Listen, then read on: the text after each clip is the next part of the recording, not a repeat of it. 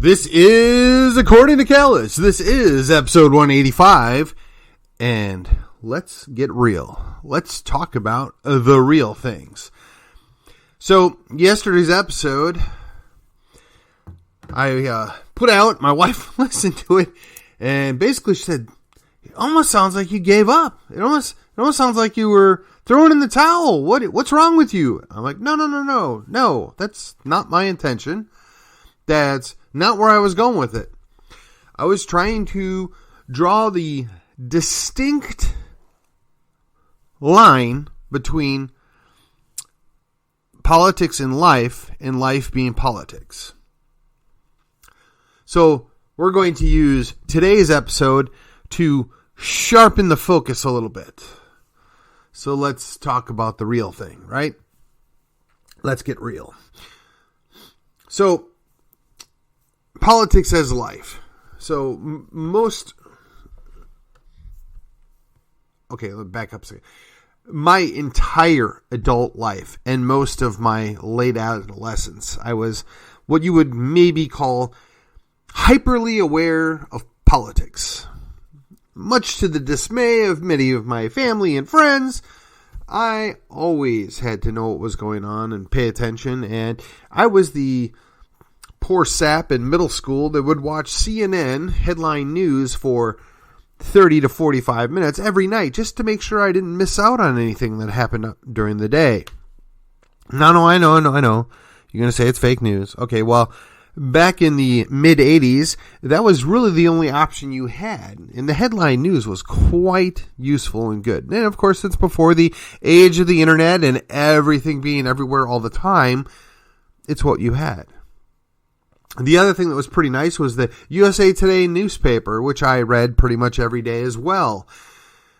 I liked knowing what was going on. I liked to feel like I was aware. I was engaged. I utilized that to have a leg up, if you will, on certain things. Now, granted, when you were in middle school or in high school, most everybody you're going to school with couldn't care less. They didn't want to know who the president was. They didn't want to know who the governor was. They could care less that there was something called a congressperson or congressman. They could care less that there were state reps or state senators. And in fact, in the state of Wisconsin at the time, it was basically one-party rule with the Democrat Party. Now, there was a fellow by the name of Tommy Thompson that jumped in there at some point and was there for, I want to say 16 years, but don't quote me on that. Be that as it may, Wisconsin was a one-party state. And unless you were part of that party, you basically were like a Democrat in Texas, on the outside looking in. Now, the Democrats in Texas are far more ambitious than the Republicans ever were in Wisconsin. The Republicans in Wisconsin had largely written off politics because they couldn't make any change. However, the Democrats in Texas figured out if they would just manipulate the primaries, they would get the least bad candidate in their mind. Because for whatever reason, the state of Texas has still not closed the primaries. So, again, that's the world I came out of. I spent probably 30 years hyper aware, paying attention all the time, had to know. And it's exhausting. About 2008, I had taken time off, right? It was burdensome at that point. Always having to know everything and always sticking my nose into everything and always reading and listening, and I had reached the saturation point. Now, that happened to coincide with a lot of things that were going on, Bush Jr. leaving office, the Big O coming into office, a lot of bad laws had been passed with an R as the president, and now a lot more bad laws were going to come with the Big O as a president. And I needed a break. I came to the realization that this was not anything positive. This was not anything I could affect, change, influence, and it was an unnecessary burden that I put upon myself. And for pretty much 2 years, I successfully stayed out of almost all of it. By about 2011, I kind of dipped back in, started paying attention, and at this point, it was less about anything going on in DC and more about what's going on here. What about Texas? What are we going to do in Texas? So the last 10 years, since I got re-engaged, right? I took about a 2-3 year hiatus there. I've been focusing on what can I do locally? What can we do to rekindle interest? Maybe not the hyper interest that I had for many, many years, but just interest in general knowledge related to these things. Whether it was how does the Constitution work, what is the framework, to what is the proper role of government, to what is this thing called federalism, and basically getting involved with the Tea Party, it was a very streamlined way of looking at things. We're really worried about these 4 or 5 subjects, and beyond that, we're just not going to get mixed up in the details. So there was the 5 core principles. Strangely enough, one of them got cast to the wayside from time to time, and be that as it may, the Tea Party got enveloped and undermined and largely destroyed by the very people they were seeking to hold accountable. There's remnants left. There are people that are still involved. Ron Paul people like myself, 2008 was tough. And then to circle back when 2012 came around, and I just, it's amazing to me that we would give any excitement to Mitt Romney. I mean, McCain-Palin was at least believable at the time, but Mitt Romney, come on. We had Ron Paul. We had a legit constitutionalist, liberty guy that was running and stood in the face of all of it. So again, I'm back engaged. I'm involved. But now this time it's a different view of looking at this. I'm putting limitations on this. My life has got a lot of other things going on. I have young daughters. There's, school. There's other things going on. I don't need to be married to this politics anymore. It's not good for my wife and not good for my life. But on the flip side, I can't ignore it. It's a passion and it's a concern, but it has to have limitations. So, I guess technically earlier today when I was considering what's been going on, and the primary begins in earnest on the 14th, and I was just reflecting at, this is all over with in 2 weeks, the primary. And there are a lot of people that are going to be sour and bitter and kind of hateful towards one another. And that's not me. That's not what I want to do. I never looked at politics as a way to build hate. And I hate using that term because it's like the left's shortcut. Well, you have concerns about this person, so you hate him. You're a hater. No, really, that's not it at all. It's that policy or that idea has very negative effects. Whether it's bad for my children, bad for my family, bad for society, bad for the economy. There's so many other things, and people get frustrated. They get worked up, and they internalize it, and it comes out like anger. They're just so tightly wound because they can't fix the problem, and they see that person or that party as the emblem of all that is wrong. And the reality is, the Democrat Party is terrible. The modern Democrat Party is, they're an amalgam of the National Socialists and the International Socialists, along with any other number of terrible ideas. They embrace Marxism. Again, no example of that working out well for anybody, okay? But the sad thing is they then make excuses and turn a blind eye for the party we belong to, right? I'm a Republican. I've said many, many times, I'm a reluctant Republican. I'm a Republican because I want to get things done. And in Texas, you can't get things done unless you put an R after your name. And by and large, most people that I've worked with on different issues or different items are very gracious and very open.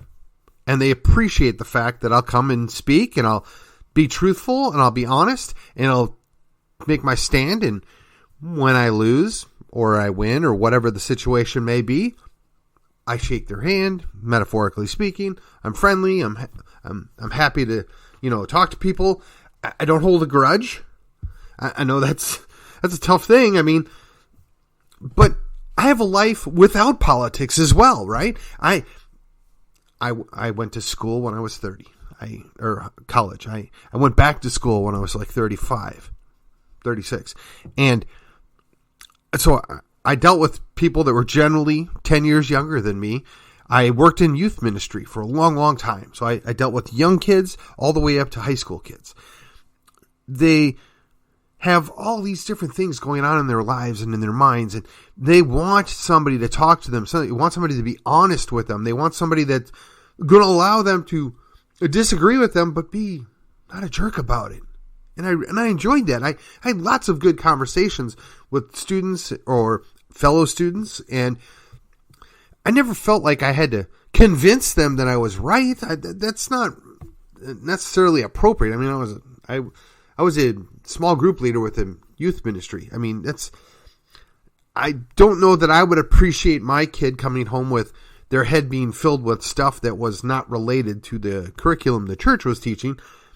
But I also was very careful to say, look, this is what we're learning. This is what the curriculum is, or this is what the church is. But if you want to talk about this subject or this question or this issue, I can only talk about what I know, or I could talk about what my opinion is. And as long as it's not in conflict with this, we're good. And I'll talk about it. You got to have limits, right? You got to self-censor. Now, a lot of people have challenges doing that. And again, that goes back to life without politics, or life beyond politics, right? There are people that are just not going to agree with me. Shall I kick them to the curb? Shall I treat them like trash? No. Now there are some people that try men's souls, right? There are people that it requires an extreme amount of effort to behave in a professional manner or a cordial manner. But the general public, they're not like that. I'm in customer service for years and years and years. Every once in a while you get a customer that's just having a bad day, or they're just a jerk. But if you treat them conscientiously, if you treat them fairly, if you're honest with them, most of the time they'll be okay. They're not going to necessarily be happy, because some people just aren't happy. And that's kind of what I was dealing with. I was never able to be happy in 2008 or 2009. It was difficult to be happy when everything was negative all the time. Whether it was the opposing party, which was awful, or my own party, which was not much better. So I decided I'm going to put a check on this. And now, even now, fast forward 14 years from 2008, I'm engaged. I'm pretty involved. I spent the better part of 10 years as a precinct chair. I served on different committees. I served the county board, 2 different county boards. I've done a lot of different things. And I've worked with people that I don't necessarily agree with in a respectful manner, in an engaging manner. And sometimes I was able to get some things done, and other times, no. Sometimes my vision didn't necessarily go along with what the greater vision was. I'm okay with that. The challenge is we have to remember to be respectful and agreeable. Now, I have a friend of mine, and I think he's okay with me calling him a friend. He lives about 15 miles south of me. And he and I are on different sides of an issue. I believe that his support of this issue is a very honorable thing. And from his point of view, he thinks it's going to have a positive net outcome. I believe that he's wrong. I believe it's going to be a positive negative outcome. That being said, we had a discussion, and I said, you know what? We're going to agree to disagree. I believe you to be a solid guy, a good man, and on all these other issues we agree.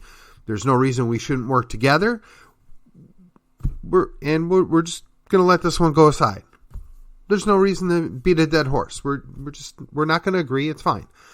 Now, I did tell him that if his group, his issue were to come to fruition, even though I had my concerns about it, I'd have his back. I would jump in the middle of that, and I'd make darn sure that everything was left on the field.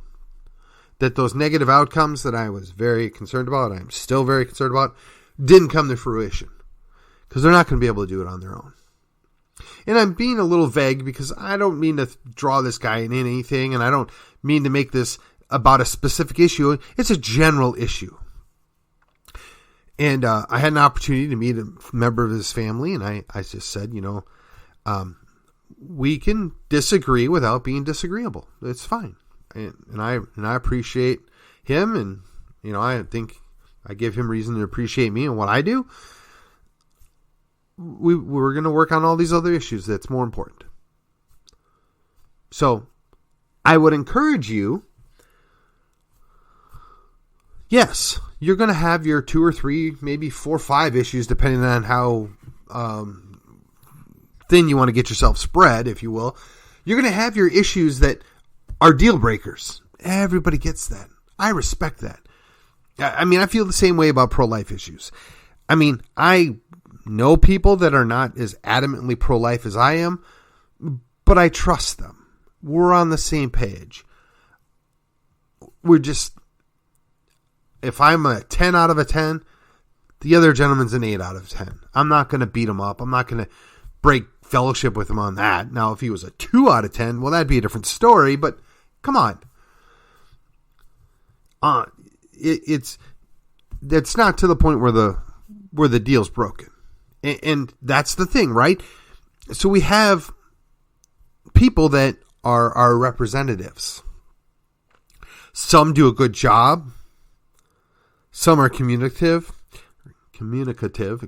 Wow. Some are adamant. Some are gregarious. But they make a general effort to do the job that we want them to do. And by all appearances, they're generally doing the right thing. And we're stuck with that, right? So we have to embrace it. So this is, maybe it's a little early for this. The whole thing, my wife said, oh, you really shouldn't have done that episode, your Monday episode. You really shouldn't have done that until, after the primary's over. I'm like, no. This is the time. Because once you go vote, it's over. You're not going to change anything. It's not going to make any difference. And when March 1st rolls around, the guy that comes out standing or the lady that comes out standing, they're our representative that we are going to have to back Now, some of them we're going to be excited about, and others we're going to be less excited about, because all we're going to hear is, you can't let those evil Democrats, and I'm kidding, but you can't let those Democrats in there. Our worst Republican's better than the Democrat.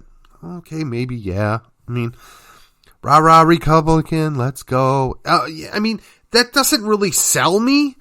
I mean, I know that's what people need to hear. I know that there are people on my team that's important to them. But what's really important to me is I have these principles. I stand on these principles. I'm going to do the right thing as I understand them. The Constitution is not my North Star. The Constitution is the rule book. The Constitution is the measure of all things.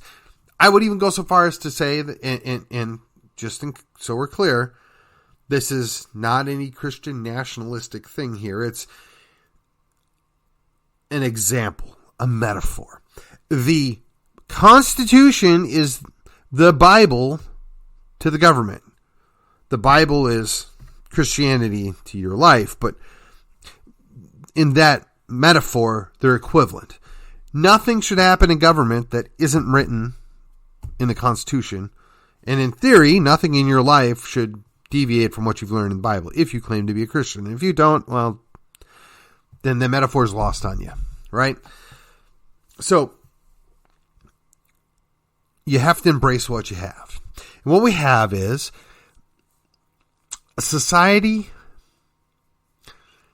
that is at war with itself, a society that is unsure of its own future, the multicultural society that is doomed to failure. Now let me go back and explain what I mean. Multicultural societies are almost always empires. They don't work long term. Whether it's the Austro-Hungarian Empire, the Roman Empire, the Babylonian Empire, the Medo-Persia Empire, they always ultimately fail. The Greek Empire, right? The Chinese Empire succeeded largely because they were almost all Chinese. It wasn't multi-ethnic. It wasn't multicultural. Now, that does not mean that I'm necessarily, by definition, against multiculturalism. It just means that multiculturalism is an affront to the culture. When you have a culture, that is what creates a society. When you have a society, it functions and works well together. The challenge is we have to embrace the fact that the dominant culture, for reasons that are largely our own fault, is being undermined, overwritten, and destroyed before our very eyes. Now, you can choose to fight it. You can choose to do what conservatives tend to do and surrender, or you can walk forward with your own culture. Now, the culture that I would propose is that of a Christian culture, because the Christian culture inherently doesn't care if you're a Jew or if you're a Greek. The Christian culture was able to withstand Rome as well as the Roman collapse. Let's consider that. We need to replace the fractured multicultural mess that we're in with a Christian culture. Now, I know. Hey, look, there's somebody, he's going to this Christian national. No. If this was the America of 1920, and I was promulgating that we all must be Christians, okay, well, maybe you'd have a concern with that, but it's not. We know full well there's 50 million people that are from south of the border that Christianity is defined by Catholicism, and by then it's largely not more than a cultural artifact for a good chunk of them. I'm not throwing stones, because the same could be said about the Germans, the Polish, the Italians, the Irish, and various other European cultures, right? Their Catholicism is a artifact of their culture. And the very same thing could be said of the Protestants out of Germany, the Netherlands, England, Scotland, right? I mean, they're at this point, for a good number of people, it's a cultural artifact. It's just something that was, but they don't take very seriously right now. But it's very unifying, right?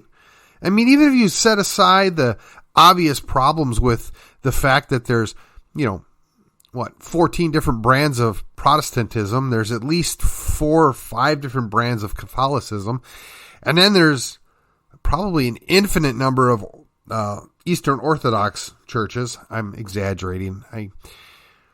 I want to say that there's at least 10 that I can think of off the top of my head. And then there's the Oriental Catholic Church. And then there's just ultimate variations of it.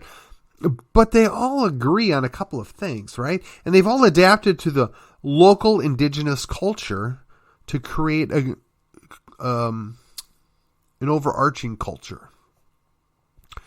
So rather than spending our entire life focused on politics, rather than only setting aside politics to a part of our life, what about embracing the culture of Christianity? Now, I know it makes people nervous, right? Yeah, what's interesting to me is, aside from a few hiccups historically, the Christians kind of sorted the things out, right? Protestants tend to get along with Catholics, and the Eastern Orthodox tend to get along with both of them. And are they perfect in their relationships? No. Are they in total alliance? No. But we have brought about the idea that you have a freedom to worship. You have a freedom to worship God in a way that best appropriately defines you and where you're at. We don't mandate that you worship God. We don't mandate that you worship God the way we worship God. In fact, we tolerate the fact that you're Islamic. We tolerate the fact that you're Buddhist. We tolerate the fact that you're atheist. And honestly, that's more than what those groups are willing to do for us. I mean, just think about the great atheistic nations of the recent history. The Soviet Union. China. Yeah, how'd those work out for anybody that wasn't an atheist? Just saying. Don't even get me started on the Muslim nations. Oh, yeah, they love us so. But, of course, we're the big Satan, and then the little Satan's Israel, right? And here's the biggest thing. Other than, let's call it some nastiness about 100 years ago at this point, and some lesser nastiness about 60 years ago, if you're Jewish, pretty much every Christian sect treats you with respect. And they want you around. And they acknowledge the fact that you are the descendants of God's chosen people. I dare say that that's probably better treatment than you're going to get anywhere else in the world. Now, I don't know how all that gets applied. I don't want government to institute Christian culture. Christians should just live Christian culture. If you're not a Christian, fine, whatever. Do your life. You say you want pluralism. You say you want multiculturalism. So I can't force my Christianity on you, so you shouldn't be able to force any of your stuff on me, right? Turnabout's fair play. We're all on the same page here, right? Rah, rah. Again, let me circle back. Politics in life, it was a mistake for me. When your whole life revolves around the idea of politics, you get lost. When you try and do life without politics, you're not really doing your job. There has to be some. There has to be some involvement because government was instituted by God. It's there for a reason.